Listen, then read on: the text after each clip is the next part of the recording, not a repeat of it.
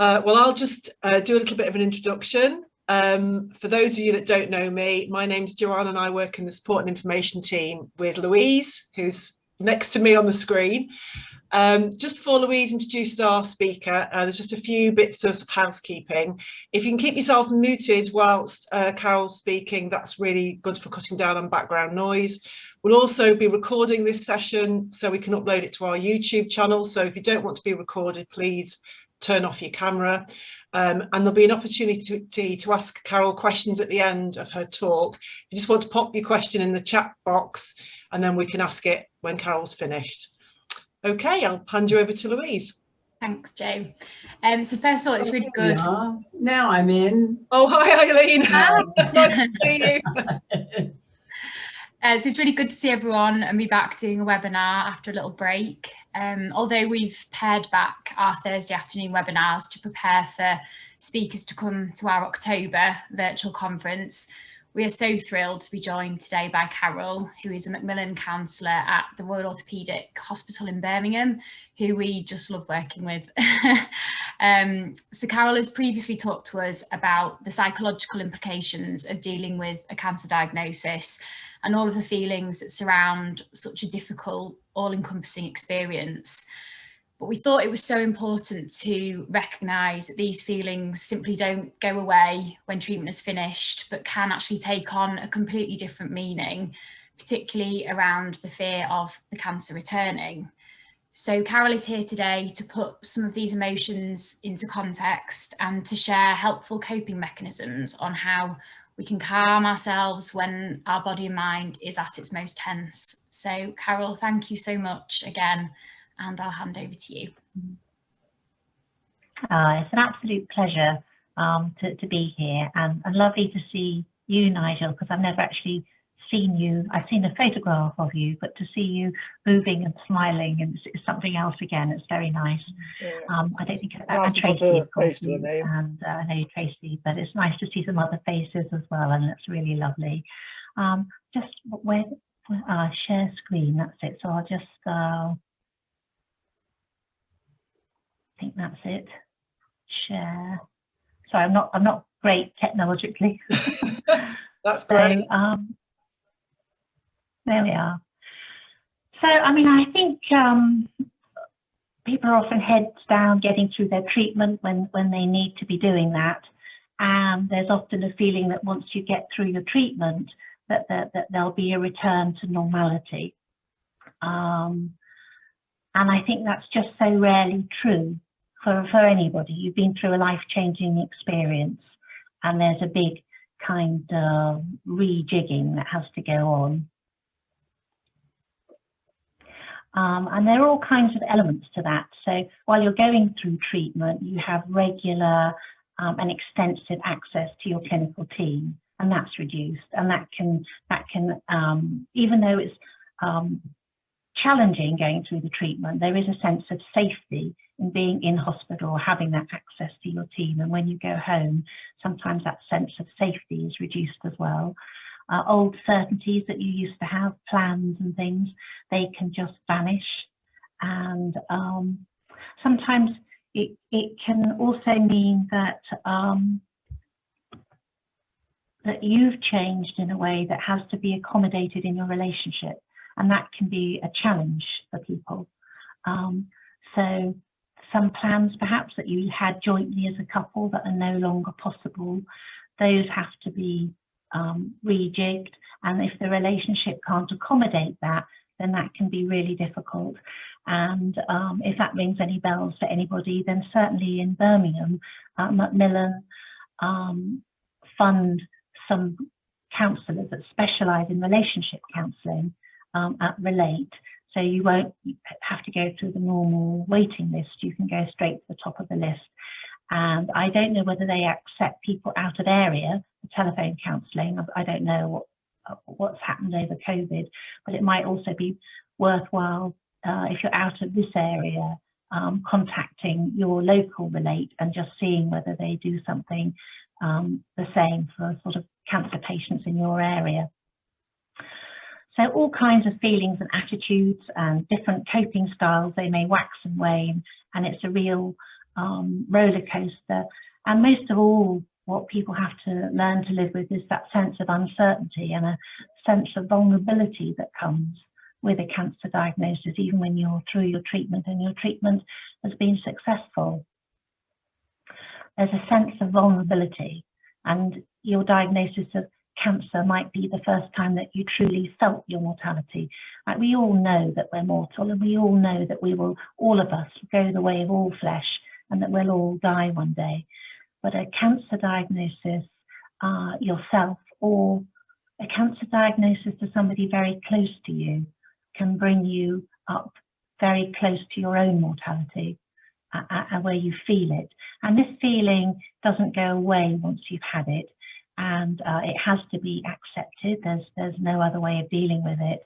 But it can also be a powerful catalyst of growth. It's part of why we calibrate things. You know, we no longer maybe sweat the small stuff in the same way as we used to, and other things become more important to us. So a lot of people in sarcoma have physical issues. So, you know, the surgery that people often have for sarcoma can be really extensive and life-changing, and involves significant degrees of disability or perhaps long-term pain that impacts on your ability to return to your previous life. Chemosurgery, radiotherapy, they all have different types of impacts. So those are all things that have to be come to terms with again. And that sense of not being able to do the things that I used to be able to do is something else that can loom large for people. And emotionally, it's a roller coaster, and all kinds of different emotions can wax and wane. So I've named some of them here: embarrassment, relief, survivor guilt, isolation, trying to hide feelings, anger, uncertainty, frustration, grief, lack of confidence, and that fear and vulnerability. One of those fears, of course, that we're going to talk about today, particularly fear of cancer coming back. But I've left some blank boxes here because all kinds of emotions can come up, and that can all be part of that emotional roller coaster that's a common experience. Oops, have I gone? Hang on, sorry. Poor mouse control there. No, you're fine. So there was an interesting paper published by Alex Mitchell some years ago, and it was a systematic review and a meta-analysis of all the different research that's out there looking at depression and anxiety in long-term cancer survivors compared with their spouses and healthy controls. And what it showed is that over time, depression and anxiety, which figure large in cancer patients, but depression just tends to go down over time, so that 2 years post-diagnosis, depression is only very slightly raised, 11.6 compared to 10.2 in the normal population. But anxiety is really high, and it carries on rising, so that rates of anxiety sort of high at 27% and rising to 50% 10 years post-diagnosis. And with partners even more likely to be suffering from anxiety, 40% as opposed to 28%. So that anxiety and the fear of recurrence is something that impacts on both you, your partner, and your close family, really. Anyone that loves you, relies on you, it's going to affect them as well.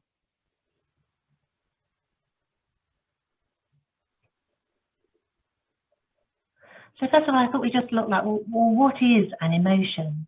So an emotion is a thought that's linked to sensations in the body. It's why we call them feelings. We use those words interchangeably, but it's very much an embodied cognition. And what is anxiety? Well, anxiety is the anticipation of pain in the future because of pain in the past. And it affects a huge number of people, anything between 30 to 70% of people. And it's the fear and the worry or concern that the possibility will return, or if you're living with cancer, the anxiety about it progressing. And it is, as the slide says, one of the most pervasive and burdensome sources of distress for cancer patients and their loved ones.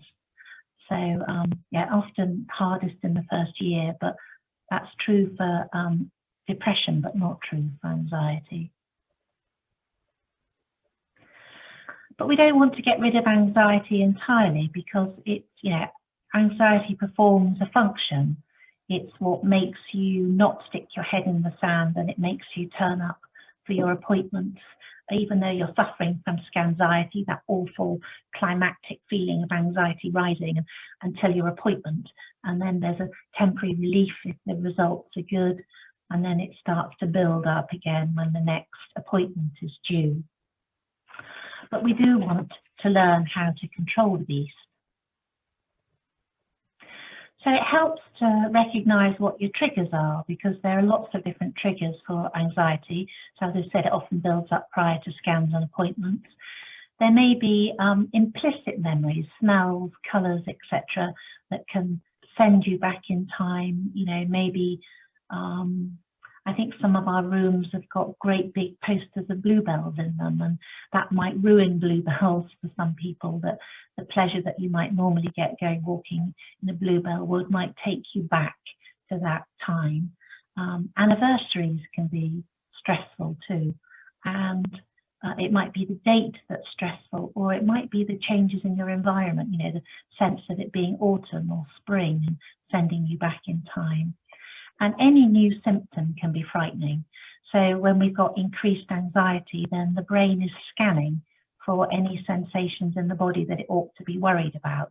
And it's almost like the brain has turned up the volume so that any aches and pains are picked up that normally might even be below your level of consciousness, but your brain is picking them up. And because of your history, it's actually putting an interpretation on them that this is always cancer related. And you can't ignore them. It might be that you need to agree with your team what sort of new signs and symptoms you need to contact them about. But obviously, having had cancer or having cancer isn't any protection against all the normal aches and pains of living. And but your brain will tend to put a negative meaning to them.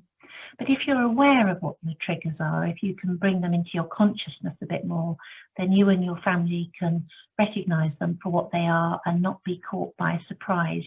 You can sort of have a feeling that this is why somebody's a bit more on a hair trigger than normal. Okay, yeah. So this is a brilliant book, if you're interested. Why zebras don't get ulcers, and there's a lot in there about anxiety.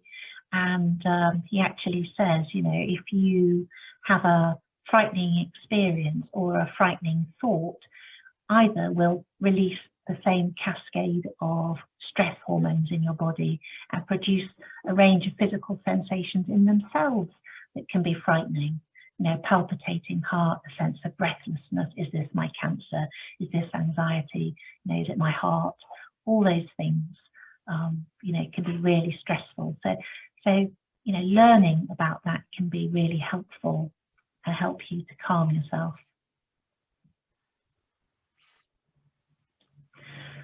So we basically have three drive systems, and the one that's often in overdrive in anxiety for cancer is the threat system, where adrenaline and cortisol are being released, and all those emotions of anxiety, fear, anger, guilt, disgust can come up when that system is in overdrive.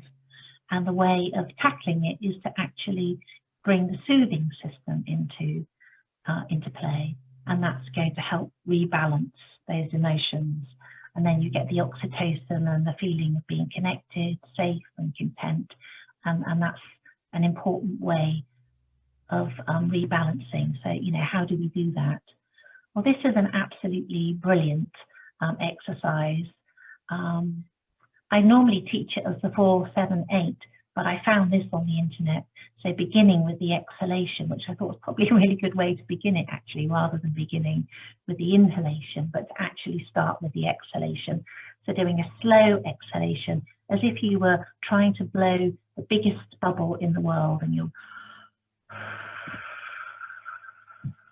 doing a long, slow exhalation, then a relatively short inhalation, counting to 4, and then holding it for 7, and then repeating that 4 times. And that works because on the inhalation, our breaths just slightly increase our heart rate, and on the exhalation and holding the breath, then our breath rate tends to slow.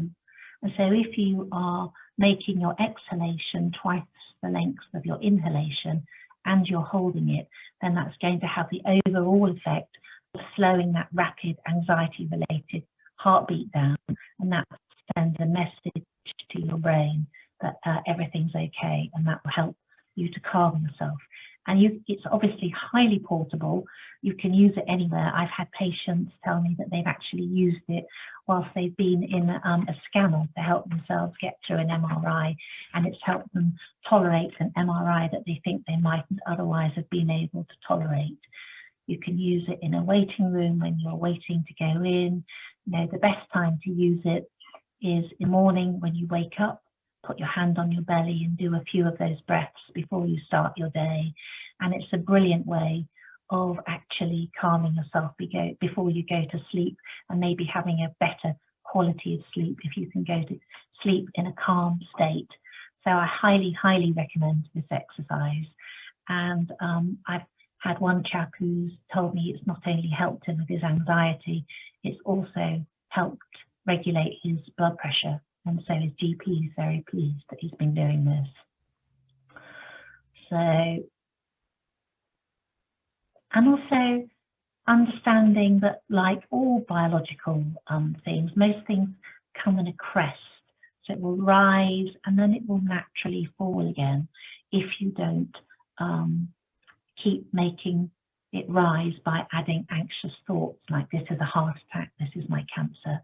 So if you can learn to be with that anxious feeling, recognize it for what it is, and bring a sense of kindness and curiosity and compassion to your experience, and surf that, surf that feeling, allow it the space to be here, watch it crest, and then it will naturally fall. Remembering that this feeling will pass, and actually being able to stay with it in that attitude of kindness and gentleness towards yourself. You can then watch the feeling subside, and that's enormously empowering to know that you can do that, rather than fueling it with more anxious thoughts, which will keep making it more waves crest and crest and crest, and you'll be in that state of perpetual anxiety. So bringing those attitudes of kindness, gentleness, and being able to observe your own experience is crucial in then being able to watch that anxiety fall. Think of it as, surfing. And it helps to talk about how you're feeling. I mean, so often, I think people are trapped, patients and their family, each trapped in their own little bubble of misery and anxiety, each of them not willing to talk about it because they don't want to lay that on their partner or on their other family members. But actually, it can, difficult as it is to talk about those feelings, it can be enormously helpful. And it helps the other person not to feel shut out of what's going on for you, or perhaps to be oblivious of what's going on for you. If you can talk about what's going on for you, that helps the other person come into that experience, and you can support each other rather than being in those separate bubbles, can actually be connected and supporting each other. And that will help each of you feel less lonely in what's going on.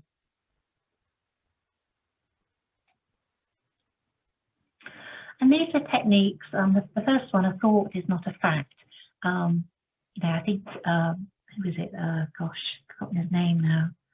Famous American guy who said that he'd lived through some dreadful experiences in his life, and some of which actually happened.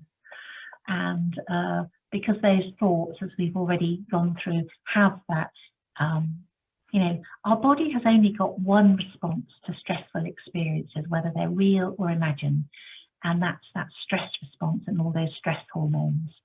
And then, you know, the zebra, if it manages to outrun the lion, even though it's got that injury, once it's got away, it will lie down, and quite often it will shake, and that shake is the nervous system resetting itself, and then it will go back to grazing as if it hadn't just been through that experience.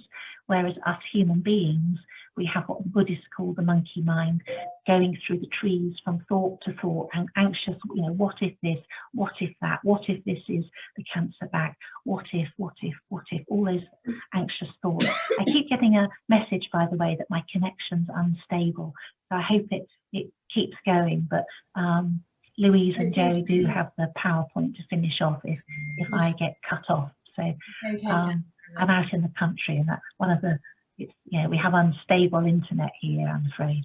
So I hope it's okay. So yeah, a thought is not a fact. So reminding yourself that your brain doesn't have special access to what's going on in your body. It doesn't know that your cancer is back. It fears that this sensation you're feeling is your cancer returning, but it doesn't know it. And a thought is not a fact. It's the thought that you're having, the anxious thought that you're having, is the creation of your fearful mind. And one of the techniques you can do is a technique from acceptance and commitment therapy, which is very mindfulness informed. But it's a technique where you disentangle yourself from that anxious thought. So you, first of all, you try noticing the thought, because, you know, we think between 50 and 60,000 thoughts a day, quite a lot of which are below our conscious awareness. And those thoughts are often repetitive, and they're threat-based, because that's what our mind does. Its number one task is to protect us, so it will always be looking for threats. And those threat-based have an impact on our body, and then the sensations that are happening in the body go back to the mind, and we get stuck in this loop of anxiety, physical and mental anxiety. So trying to step back from that, you can use this technique. It's actually called diffusion, which I quite like. It's like diffusing a bomb. So first of all, you notice, and you say to yourself, I notice that I'm having the thought. Maybe the thought is that ache is cancer, or, you know, whatever the thought is, it's back. I'm stupid, I'm this, I'm that. You notice that you're having that thought, and you say to yourself, I notice that I'm having the thought. So you're taking two steps back, both one in just labeling it as a thought, or you might say, I notice that I'm having the feeling of anxiety. I notice that I'm feeling, you know, I notice that I'm feeling crap today. And you're labeling whatever it is, the thought or the emotion, and then that's taking one step back in labeling it, and then you're putting in the phrase, I notice, which takes you back another step again. And that allows you to evaluate your thought by being a bit more objective about it, rather than being totally enmeshed and one with your thought. You're actually separating out, and that allows you to evaluate it. And it also allows you to bring some compassion to that experience. And then there are lots of things you can do to help you refocus your mind on something that's going to be more nurturing of you. So the diaphragmatic breathing, that is a way, we all breathe like this naturally when we were babies. So we breathe deeply, we push, you know, the lung goes in, the air goes into the whole of the lung, and the lungs push the diaphragm down into the belly. It's why it's called diaphragmatic breathing. And the belly rises with the in-breath, or it should be. But often what happens with anxiety is we cease to do diaphragmatic breathing. We're breathing in our upper chest, and we're breathing up here, and the belly isn't moving with the breath. So you can test this very easily lying down. You can see these people here, they've got a hand on their chest and a hand on their belly. And what they're doing is they're checking out but the belly is moving with the breath. So if you've got out of the habit of doing diaphragmatic breathing, and if you've been through an anxious experience, you probably have got out of the habit of diaphragmatic breathing, and you're starting to do upper chest breathing, and that can lead to hyperventilating and even panic attacks. So check your breath, check that you're doing this diaphragmatic breathing. You know, you might be listening to music as a way of bringing yourself down, or stories. You know, you might be listening to mindfulness meditations or any other kind of relaxation or guided imagery. It's all useful stuff. Having a bath, going for a walk out in nature if you're able, going out into nature at all, moving the body as best you can. And moving is really important. There's something about moving that seems to calm the brain, and not just calm the brain, it's really good for pain. And in fact, I think NICE are about to change their guidelines for chronic pain. And so you know, analgesia, painkillers are absolutely fantastic for acute short-term pain. They're more problematic in long-term pain. They're less effective. They may even end up in causing pain. And I think it's been huge in America, you know, court cases going through, people actually taking drug companies to court. So moving is really good to bring down your pain. Eating healthily, also really good, you know, giving your brain what it needs. You know, when we're anxious, one of the things that's increased in the body are glucose hormones, and so we tend to have a high blood sugar.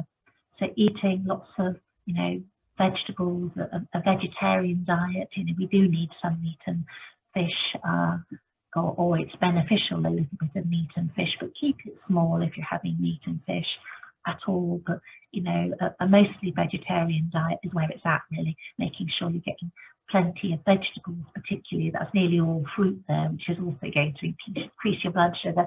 But you do want low blood sugar because, you know, one of the things that high blood sugar does is it gets in the way of healing.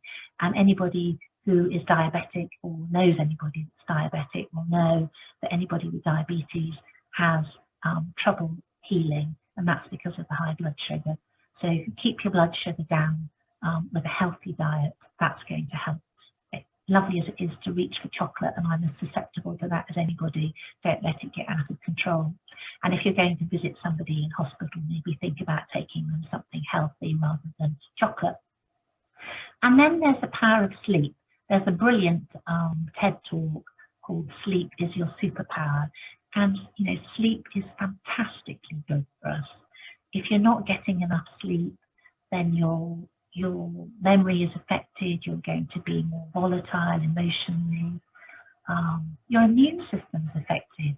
If you have 4 or less hours sleep a night, that results in a 70% reduction in your immune activity the next day.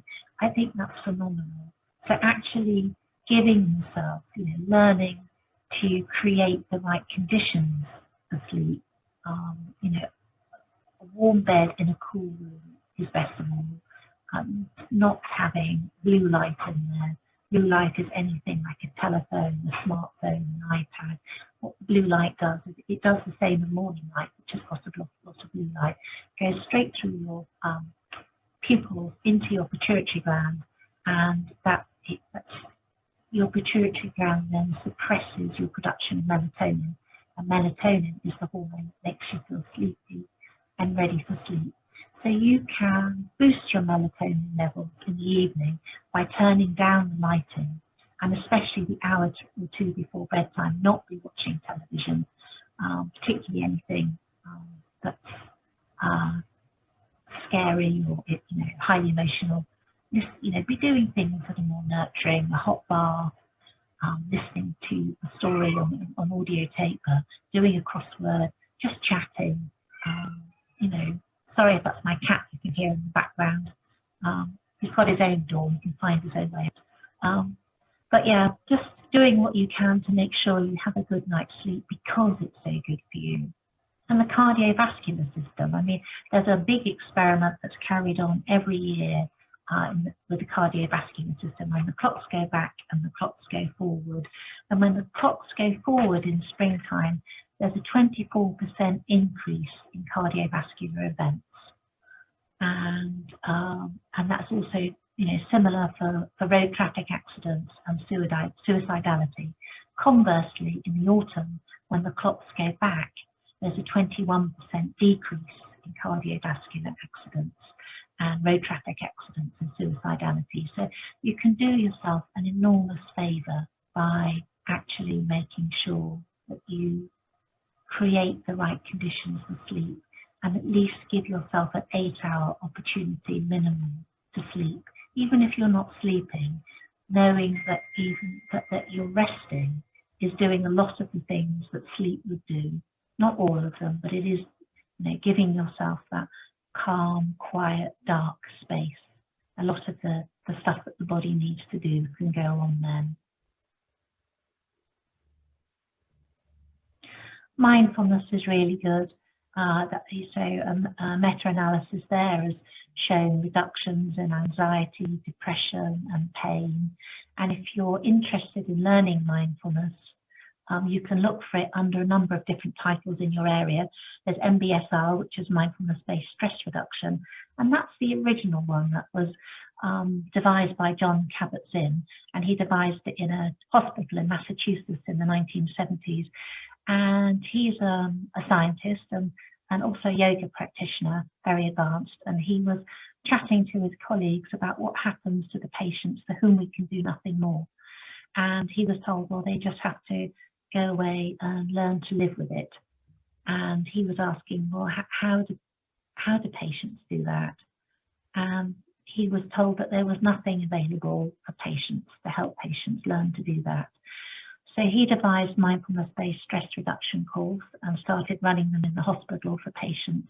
And some of them were cancer patients, other diseases, life-threatening, you know, limiting diseases, people that were living with chronic back pain.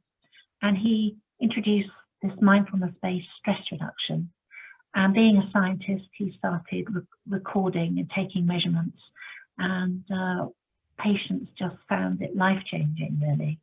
And it still remains one of the best courses, and all the other courses really are just tweaking that original course. And there's MBCT, which is mindfulness-based cognitive therapy. So it's taking Mbsr and taking some of the techniques used from cognitive behaviour therapy for depression and bringing those together. So that's particularly good if depression is what's dogging you. And then there's mindfulness-based cognitive therapy for cancer, which is, again, particularly lovely, but you won't find many people that have done that training. But it's a particularly gentle way of teaching mindfulness-based cognitive therapy for cancer patients. But I actually think if mindfulness is taught, then it should always be taught very gently and with compassion. And certainly if you see any videos of John Kabat-Zinn teaching it, you'll know that, you know, he's an exemplar really of bringing that kindness and compassion to our experience. You know, life involves suffering, and we're all deserving of compassion. And then there's Breathworks by Vijayamala Birch, and she's actually put her courses online, which is brilliant, and I hope they carry on running them online if and when we get through the pandemic, to a point where it's able to run courses in person. I think a lot of sarcoma patients find turning up for anything in person quite difficult. I mean, certainly we ran a health and wellbeing day once at ROH, and we had, I think, I can't remember whether it was 20 patients and 21 members of staff, or the other way around. But it was, you know, our patients are spread wide geographically, so it's a long journey for most of our patients, and most of our patients have got, you know, disability or pain conditions that make that journey quite difficult. So having stuff online, you know, like I think it's brilliant what you've done, you know, in the pandemic, and I can't, you know, sure everybody feels the same, that this opportunity to connect online is, you know, just beyond value, really. It's amazing. And the breathwork courses are also online, and being able to connect with other people that are living with pain conditions and hearing their experience. And I'll never forget my first long meditation in a group setting, and when the person running it asked everybody for their thoughts afterwards, this beautiful young healthy looking male psychologist just said, "I saw leaves blowing over my gravestone." And it's amazing what comes up when we create the space to be able to listen to our own experience and to stay with it with all the gentleness and compassion that we can bring to our own experience.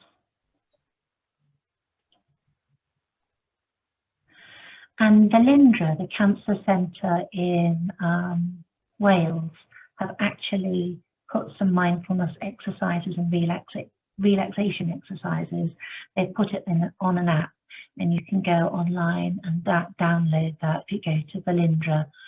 And also the breathwork that I've mentioned, I've got some free meditation and mindfulness practices. I think if you go to Amazon and look at the book and scroll down, you'll see the free meditations there that you can listen to.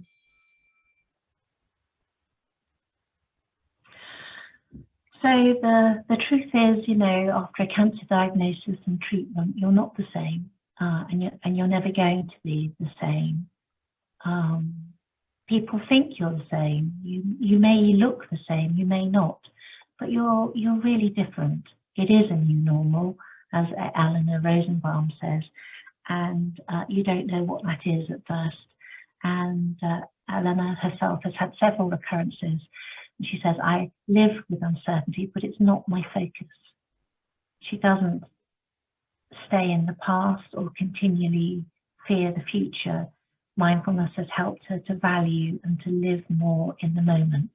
The power of now, being able to be in this moment, is without value, really. It's amazing, and it's so hard to do, to be able to just be in the moment, but it is a really wonderful skill and something for us all to sort of try to do more, really. So this is the last slide. No one can guarantee that your cancer won't return or won't progress, but you're not as helpless as you may feel at times. There's much you can do to improve the quality of your life. And also, there's increasing evidence that those measures make a difference to the quantity of life too, to extend your prognosis. I don't know if anybody's got any questions or comments that they'd like to make, anything they'd just like to share. Oh, thank you so much, Carol. That was incredible. Thank you. If you just stop sharing your screen, perhaps, and we can all see one another. That's it. That's lovely. Thank you. It was a wonderful reflection, really beautiful, actually. There's no questions currently in the chat box. Did anybody want to unmute themselves and ask anything? Okay, I've got a question. Well, it's not so much a question, it's the TED talk about the power of sleep is your superpower. Carol recommended it to me some months ago, weeks ago, and I watched it, and it really is good, really useful. Right. I find the TED works better on my phone. The TED app works better on my phone than it did on my laptop for some reason, but that's only a by the by. Right. But yeah, it's very useful, that is. That's good to Nigel. know. Oh, I'm glad you listened to it. I mean, it's highly motivating, isn't it? It really underlines why we need to make a space for it in our life, why it's so important. Thank you. Just it's more a comment rather than a question. Yeah, go ahead, Dave. But it's about anxiety, because I was diagnosed a long time ago, back in the 80s, and had 2 years of chemotherapy. And afterwards I got quite depressed after I finished the treatment, which I know you mentioned that. But on the anxiety side, There was no information available then, because there was no internet, no home computers or anything like that. And I didn't really get anxious even before my checkups. But as time progresses and then we've got access to the internet, I found that some things you could find on the internet, and that they're not always correct, that can increase anxiety by looking on the internet at certain things. And I think the internet's wonderful for things like this, where you can get together and talk, talk with people. That works really well. But just your thoughts on using the internet to search for various things. Yeah, that's a good point. I'm really sorry. My speakers on this are absolutely rubbish.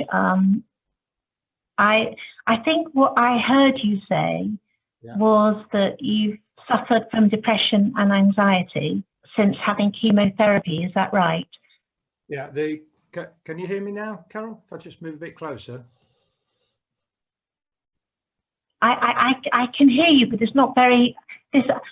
I brought this setup because it was pretty, but actually the sound is terrible on it. I'll just check I've got maximum sound on. Do you want me to relay what you said, Dave? Yeah. Okay, so if you can speak as loudly as you can. Okay, I'm Dave. sorry.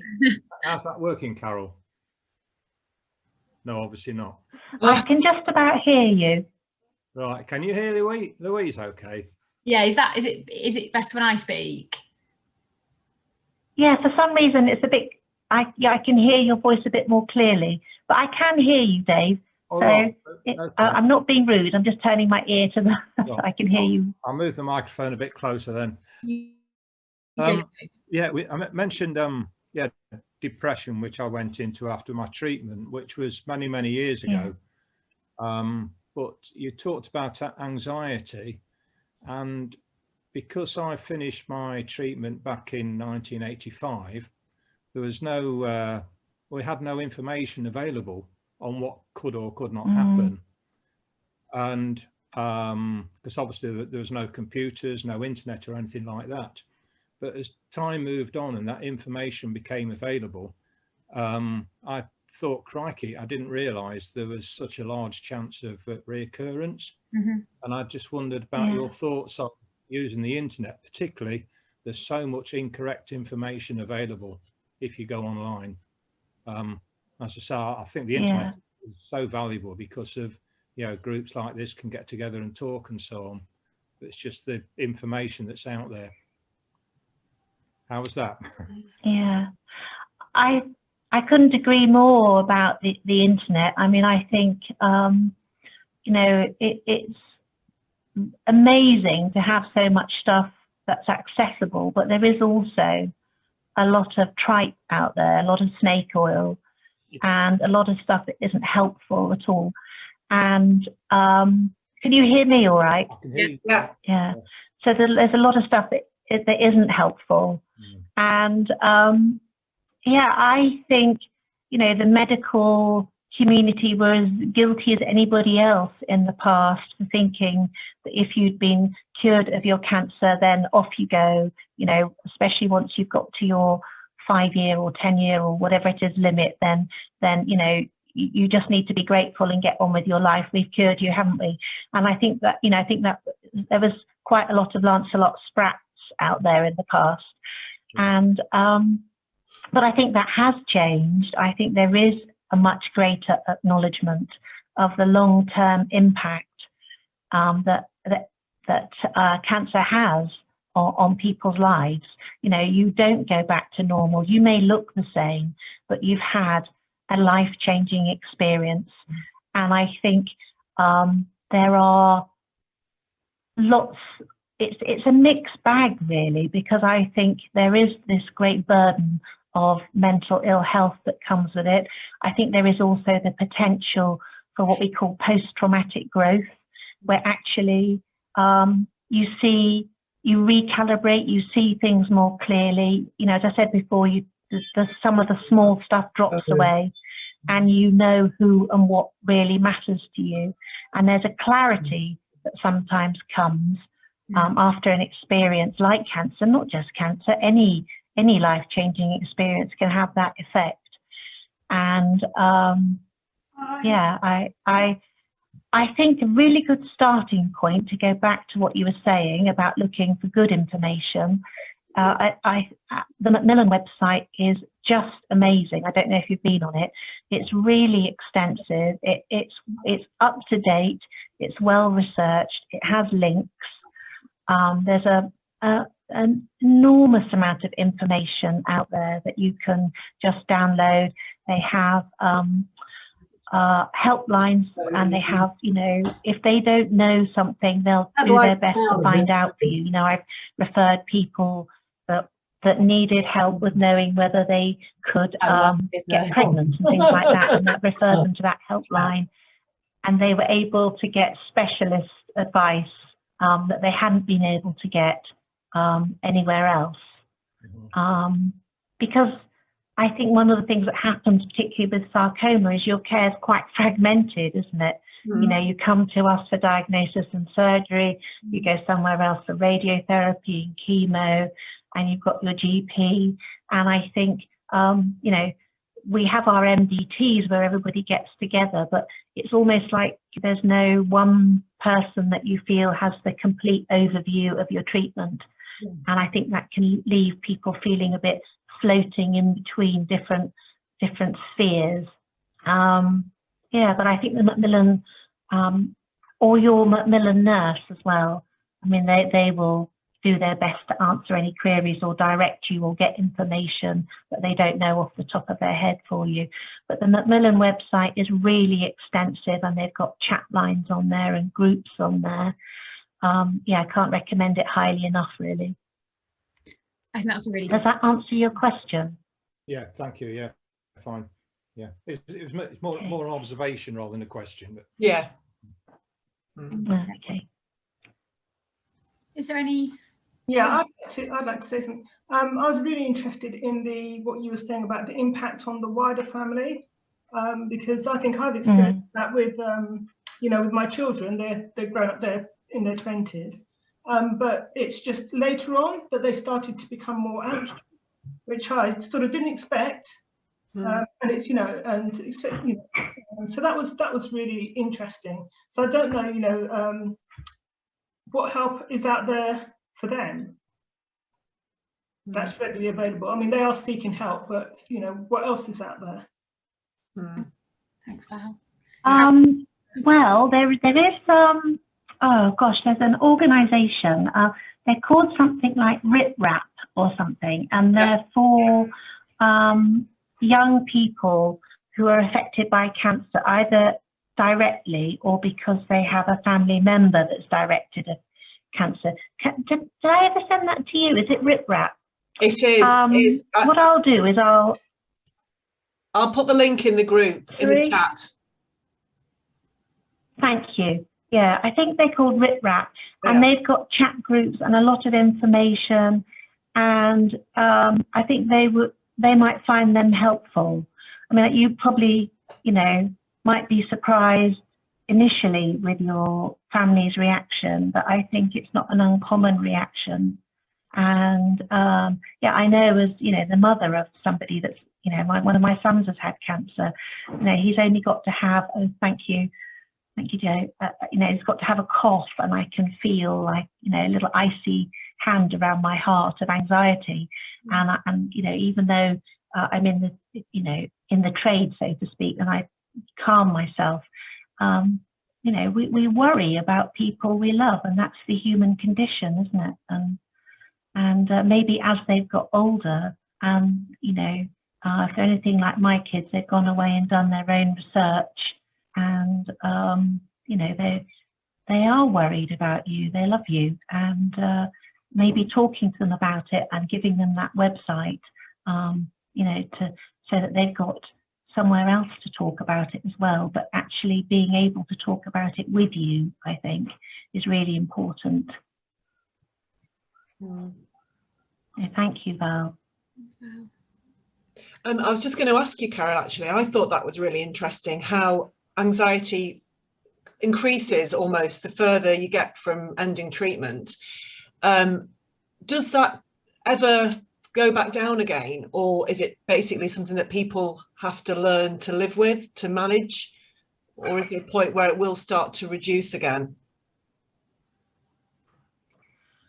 As far as I know, there's no research out there on that. I mean, what I would say is that, you know, mindfulness meditation is fantastically good for anxiety, depression and pain, and that will help people learn to manage the anxiety and the depression. I don't think it's ever going to go away, and I think there's, you know, solid reasons for it never going away entirely, because, you know, there's a little bit of that awareness of the fact that you've had cancer that has to be there in the back burner, you know. So, you know, it just has to be there, because you always have to perhaps remind your clinician who may have forgotten that you had cancer years ago, that you have had cancer, and that maybe this symptom that you're coming to them with needs to be looked at through that lens as to whether it's worrying or not. Yeah. So, you know, but it's learning to live with it. It's learning to keep it so that it's manageable. It is useful, but you don't want to be overwhelmed by it. Yeah. Thank you. You just went black then, but it's jig my mouse on your back. Yeah. Did you have a question, Louise? Yeah, I mean, I suppose I kind of know what you might say to this, but I'll ask you anyway. So as people initially finish treatment, I think there's a period of time where you sort of have to recalibrate and actually just recover from the initial trauma of being in and out of hospital for an extended period of time. Do you think through kind of your experience of working with different people, there is a right time or a better time to address these feelings of fear and trauma that can come after, you know, a period of treatment, or is it just individual whenever you feel you can? I think it's a really good question. I mean, I think, you know, in my practice, I just get referred to people at the point at which they may be struggling. And then, so I don't maybe have the kind of overview to answer your question properly, but I think everybody's different. And I think, you know, cancer is a trauma. And I think what research has been done in veterans, you know, is that post-traumatic stress disorder, until there was more of awareness of it, the average time for people to present with post-traumatic stress disorder after seeing active service was something like 12, 14 years down the line. Wow. And I think a greater awareness of it has brought that down, but it's still years down the line. And I think, you know, being aware and knowing that this is likely to happen is really helpful. And I think there is perhaps more of that knowledge out there now to so that patients going through it maybe, you know, they have a psychological intervention earlier than they otherwise might have before they fell apart. So I think, you know, there is that, and our Macmillan nurses all have psychological training, so that they're all, you know, equipped to deal with, you know, sort of the psychological aspect of cancer as well, and much more aware of when they might need to perhaps refer somebody on to me for a little bit of extra support. But yeah, I also think it's not like everybody goes through the same process. So some people are able to move into a highly rational space and stay there, apparently, as far as I can see. Or some people move into a rational space for a while, and then their emotions bite them on the bottom at some point down the line. And I think it's also cyclical. So I think people can move in and out. And I think certainly the pandemic, I've had a lot of patients that I had seen in the past contact me again for support, because I think they'd been living with low-level anxiety, and then the additional anxiety of being, you know, an ex-cancer patient, or you're always a cancer patient really, during a pandemic, and feeling that vulnerability all over again meant that a lot of people felt the need for some support at that point. So I think the right time is when it surfaces really, and it's either spotted by somebody else or by yourself. I don't think people are always willing to put their hand up, or maybe even aware sometimes that it can creep up on people, and it might manifest not as anxiety or depression. It might manifest as irritability, or lack of sleep. There are other ways in which somebody isn't their self, and then you have to wonder whether anxiety or depression is what's really underlying the irritability, or the lack of sleep, or whatever other thing it is that you notice that somebody is out of sorts. Yeah, thank you, Carol. Yeah, so I didn't really answer your question. No, it's just I think basically you did. You just said it's when the people feel the need, or it's when it suits them really, or when it in their story. Thank you. Were there any more questions anyone wanted to ask or comments? Tracy? Yeah. Hi everybody. Hi Carol. Thanks very much, Carol. Craig's here as well. Hi Carol. Hello, Craig. We're in a little tiny corner. Just thank you for that, and just an observation, and thanks for, I'm sure you probably told me before about speaking about noticing your thoughts, and that's something that's always good to go back to, and also that it's not unusual to have that heightened anxiety level about every little ache and pain, or just the worrying. So at least that in some ways that's some comfort that is a recognised thing, and that your body isn't completely packing in. But I just wrote down a few things, like I always do. Joe and Louise laugh at me. We like my notepad.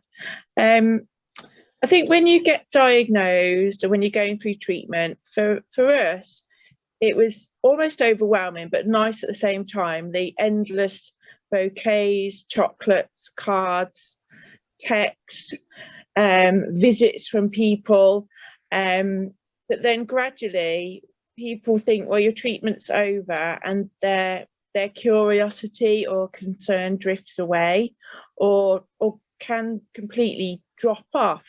I've certainly noticed it with some friends of mine, not my A-League friends, but my perhaps B-League friends.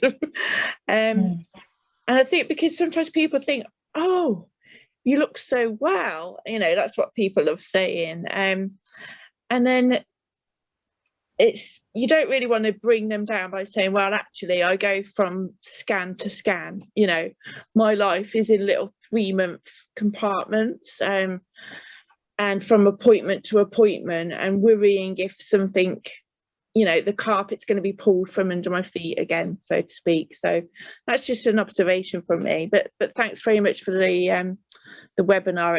It was really interesting.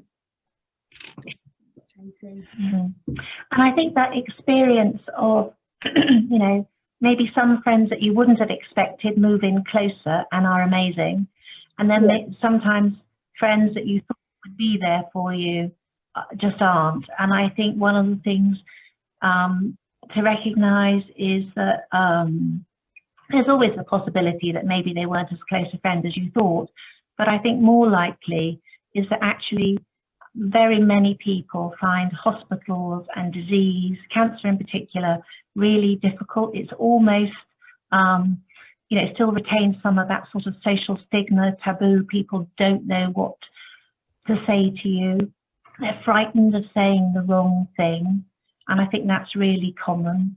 And, I think it's important to try and understand that other people's reactions, even though they might not be helpful, probably reflect more about where they are than what they feel for you.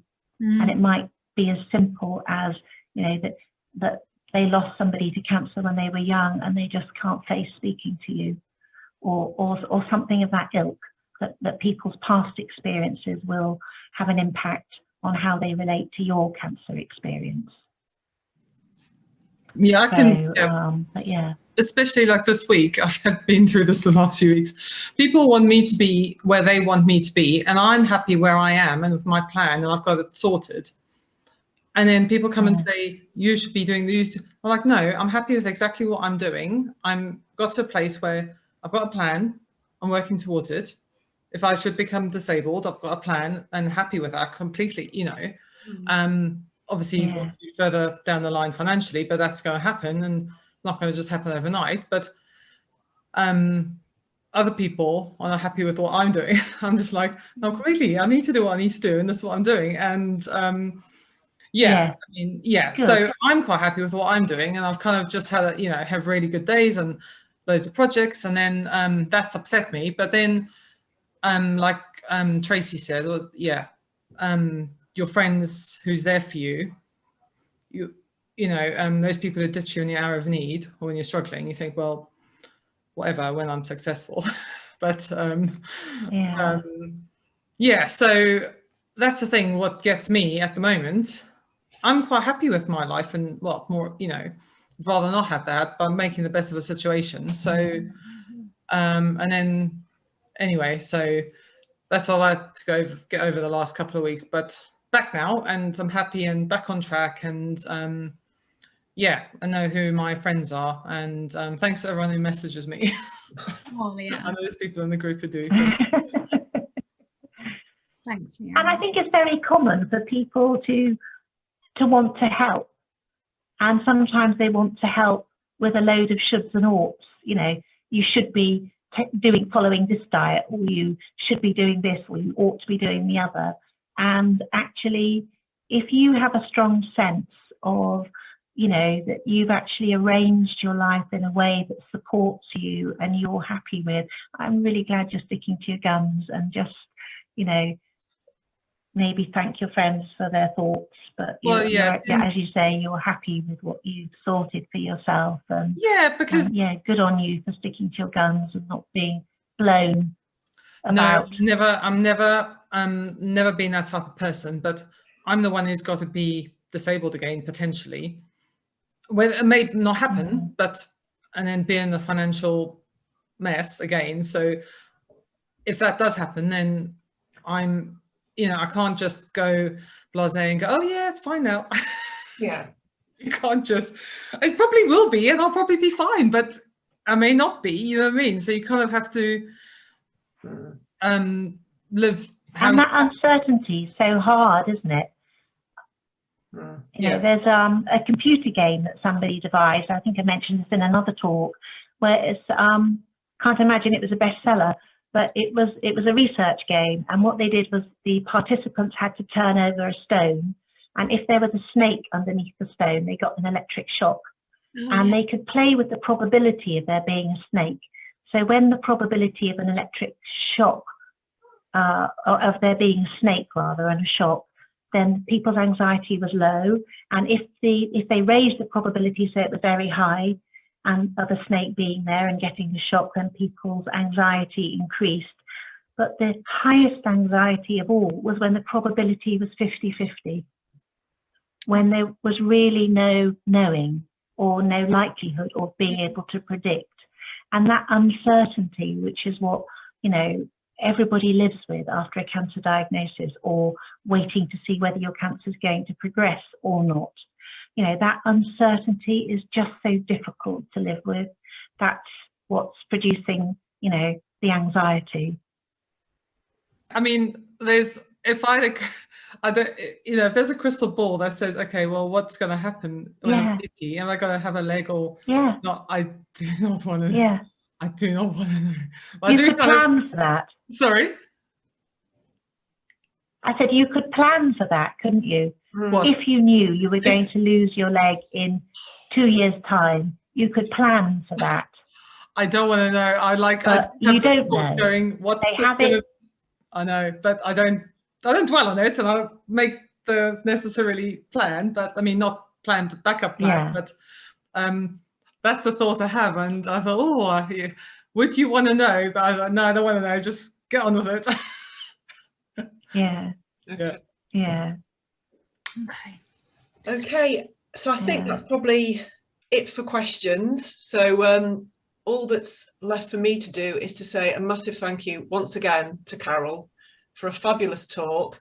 Are we okay to share your PowerPoint slides, Carol, with people if they'd like to see them?